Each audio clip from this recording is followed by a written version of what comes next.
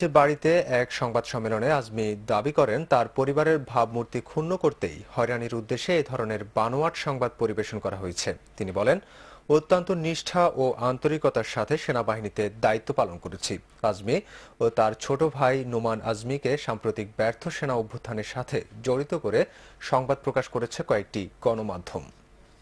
আমি প্রায় ৩০ বছর বাংলাদেশ সেনাবাহিনীতে অত্যন্ত সুনামের সাথে চাকরি করে এসেছি। এ দেশ ও এই সেনাবাহিনী আমার প্রাণের চেয়েও প্রিয়।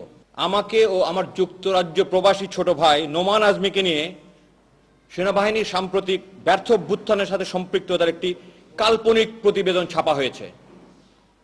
আমি এ ধরনের মিথ্যা, ভিত্তিহীন, বানোয়াট ও উদ্দেশ্যপ্রণোদিত সংবাদের তীব্র নিন্দা জানাই।